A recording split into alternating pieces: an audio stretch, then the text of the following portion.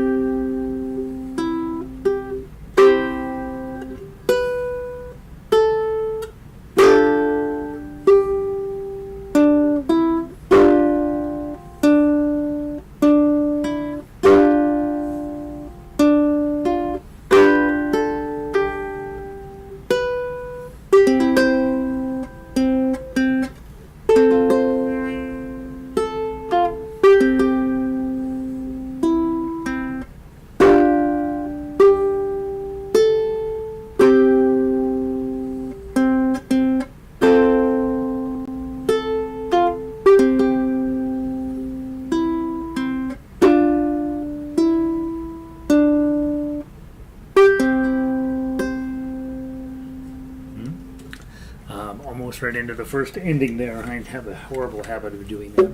Hey, that's beautiful, right? If you could play that smoothly and cleanly, you'd really have something on your hands. It's really a nice piece of music. Let's go grab the baritone version of this.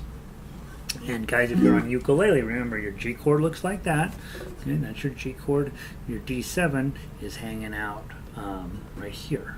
Okay, so the G chord, D7, G chord, D7, and of course you know your C chord. So you're on chords now. If you're on ukulele, baritone players, let's do the same exact thing. Let's do thumb down the first time through, and then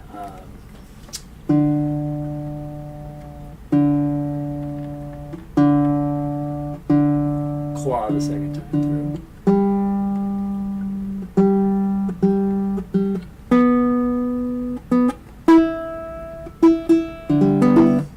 Changed the strings on this not too long ago, and it's still putting up a fuss. All right. From the top, Southern California, Yago. Wonderful. Yeah, Southern California wins over Denver right at the moment. It's freezing up here. Robin in British Columbia is not having a terrible day, and I think Vic is doing fine. Sandy's having a cold day every day. She lives up in northern Michigan. So we're from all over the country, and even Canada. Good to see you guys. By the way, I've been reading all of that stuff going on in Canada. That's a scary thing going on up there in the capital. Jeez. All right, from the top, thumb down first, claw the second. If you're on ukulele, try to get me three strums of the chords in some meaningful way, or maybe 6 plucks, something like that. Find a cool way to do the chord to back up the main melody. 1, 2.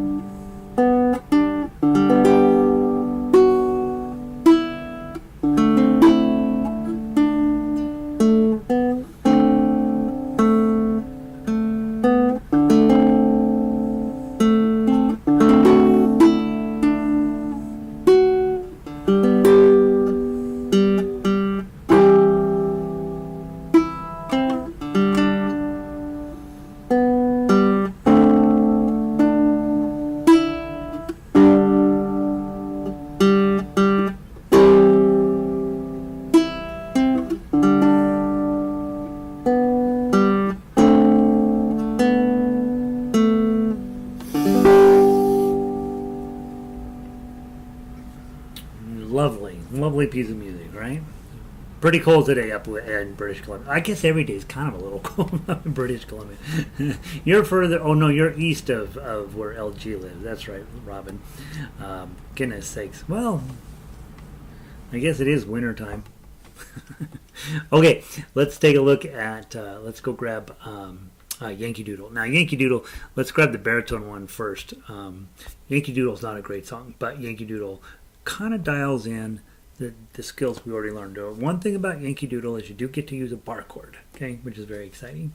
Other than that, the two main learning things out of Yankee Doodle is, one, we play the first half of this in third position. That's where your index finger's on the 3rd fret, okay?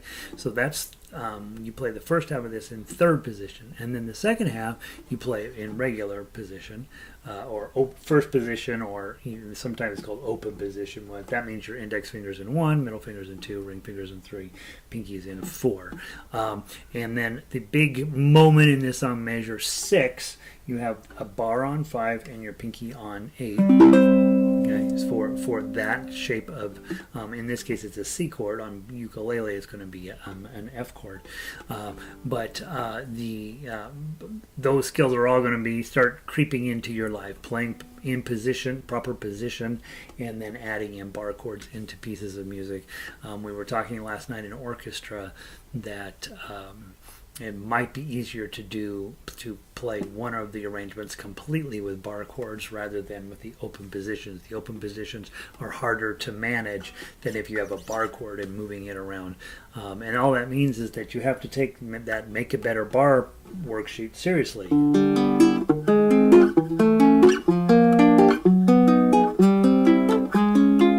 So you want to get where you're pretty confident with that piece of, with that little exercise there.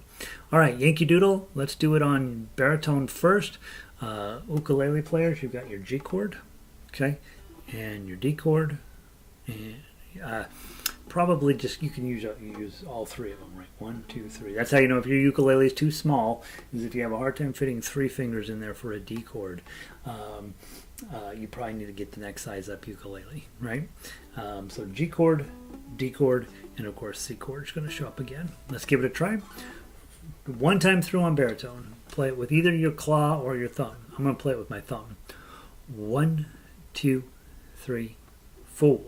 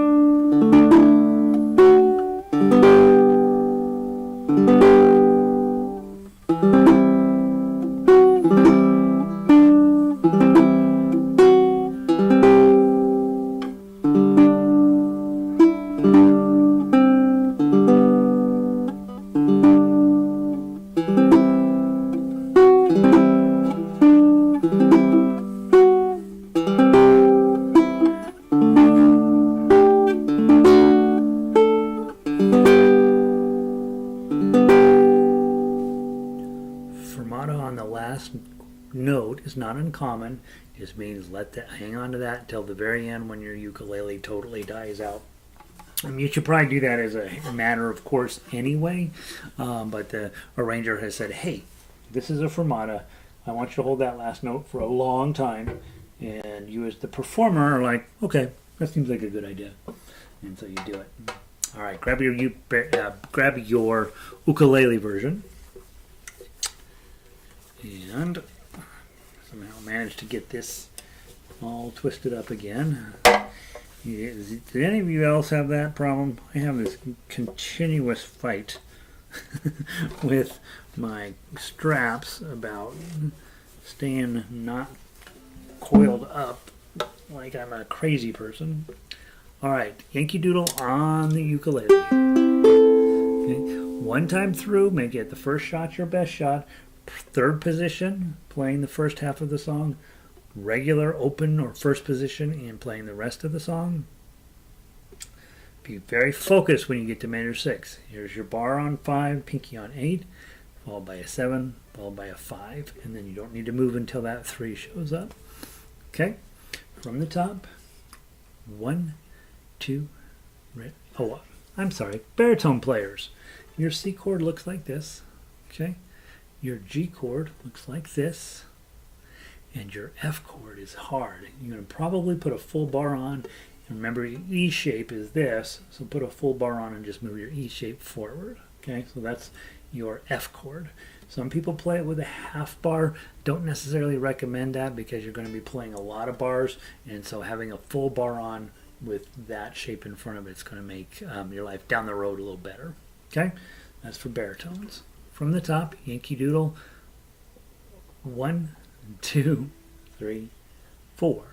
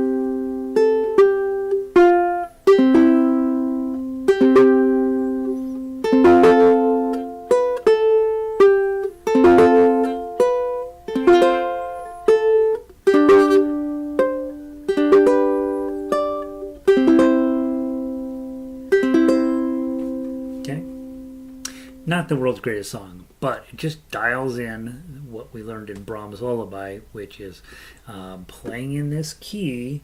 You've got C chords, F chords, and G chords, or their friends over there on the baritone, and you will be doing lots of F chords with your pinky. You'll be doing lots of bar chords with your pinky. You'll be playing sometimes in first position, sometimes in third positions. More often you'll be playing in fifth position. That's a fairly common position to be playing in on our instrument. And, and just making sure that you know what your C chord looks like, getting your G chord on and off where it feels a little bit more comfortable. G chord is quite a handful in the beginning. That's why I don't teach G chord in the beginning. I need your hands to be cooperating a little bit. So, again, just getting that smoothness and playing along with me. And obviously, if that's not going well, come back, grab the recording of this lesson, play along through it a few times till it starts to feel a little more natural. All right, let's go grab the key of C Arpeggio. This is where all of your time on ukulele so far takes a big step up. Let's see.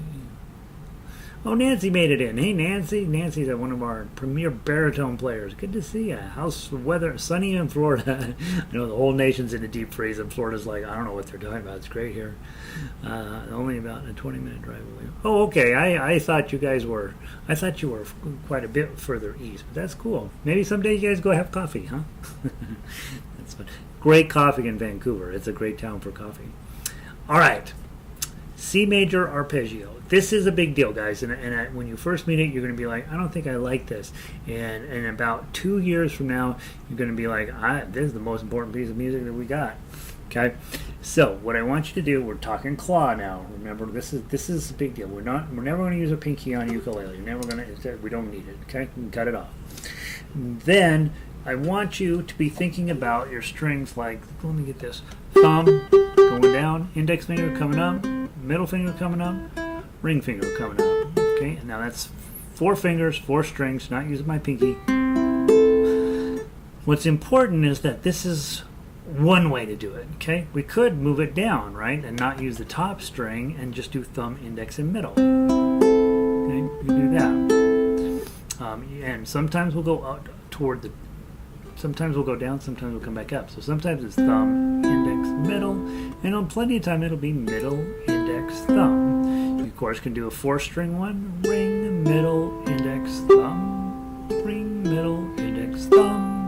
High G ukulele makes this particularly entertaining because this is an unexpected octave. We expect from hearing years and years of guitar that this would be lower, but ukulele, it's higher. And so it's kind of fun that when you strum down, you get a high note at the bottom. When you strum up, you get a high note coming up. And so I think that contributes to the happiness feeling that you get with ukulele. In this case, on this C major one, we're going to hold whatever chord it says. Okay, and on baritone it's going to be exactly the same thing, just in a different key. You're going to hold whatever chord it says, and then instead of strumming, we're going to pluck. Okay, so in this case, you can see the entire first page, you're never going to even use this top string. So don't put your thumb up here and then use these guys. That's crazy, right? You're not even going to use this string. Don't put that in your important, this guy, he's pretty important. Put him on the 3rd string, and then these 2 guys down on the 2nd and 1st. Okay, measure 1, while holding a C chord, you're going to go thumb, index, middle, index, thumb, index, middle, index. Measure 2, you're going to switch to a G chord and do exactly the same thing. Thumb, index, middle, index, thumb, index, middle, index. Measure 3, you switch to an F chord, same thing. Thumb, index, middle, index, thumb, index, middle, index, G chord, again, and measure 4, thumb, index, middle, index, thumb, index, middle, index, and then that idea repeats almost identically into measure 8. So that's one thing you're going to work on. Next thing, go to measure 9, put your C chord on. In this case, we're going to pluck 3 at once, so 0, 0, 3, plunk, and then 0, 0, 3 individually. Measure 10, put your F chord on, same thing. Measure 11, put your G7 chord on, same thing, pluck, and then everybody individually. Measure 12, that repeats. Now look at 13. Measure 13, you're going to go the other direction. You plunk everybody together, and then middle, index, thumb. Measure 14, you're going to put your A minor on. Middle, index, thumb. Measure 15 is an F chord, everybody together. Middle, index, thumb. And 16 is a G7. Now 17, the pattern changes again. Put your C chord on, plunk it twice, and then thumb, index. Now your A minor, plunk it twice, thumb, index. F chord, plunk it twice. And G7, plunk it twice. And so we'll take just a pause there, just tell you what you're learning now is more important than 95% of the it's more complicated, more interesting, more useful than much of the other things that we have to study. Playing arpeggios, if you like singing, you're going to be playing arpeggiated chords underneath your voice a lot. It's going to make you sound amazing. We also use arpeggios a lot in instrumental music, just when we're filling in space or trying to make something more interesting or more complex, to give a little bit of pizzazz to any particular measure. We'll take the chord and divide it up into its components, and you end up with some really nice sounding stuff. Now, very quickly, let's take a look at page 2.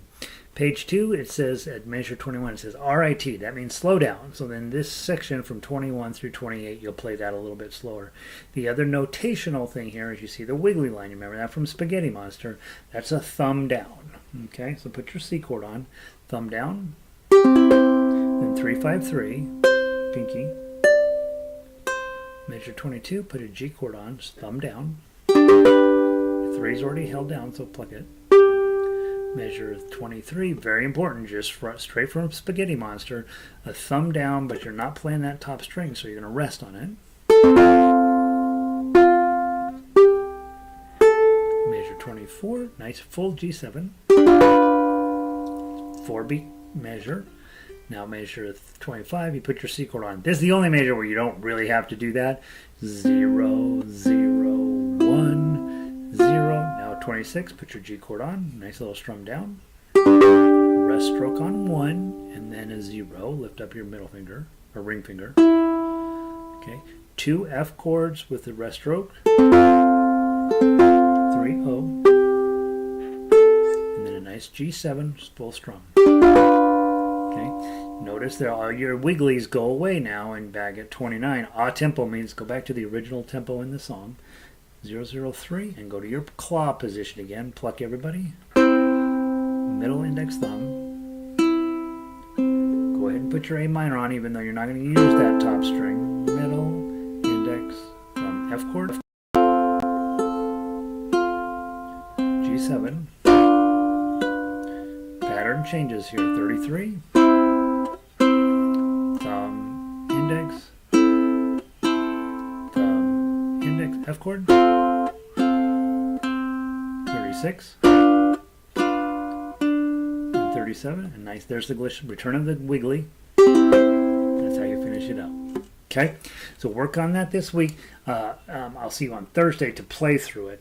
The big key here is using this, right?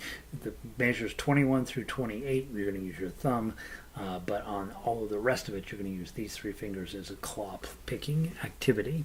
Okay, and I would say this is something you don't want to neglect, right? You could theoretically play this thing with your thumb, but that's not the point, right? The point is to get good at this one particular technique, which we're going to use a lot in all forms of our ukulele around here. So thank you guys for being here. I'm going to disconnect this stream and then go start a new stream. So run over to Jolly Roger and get the book 2 stream. Doesn't matter whether you're ready for book 2 or not. Come join us, and I will see you over there in just a minute. Peace.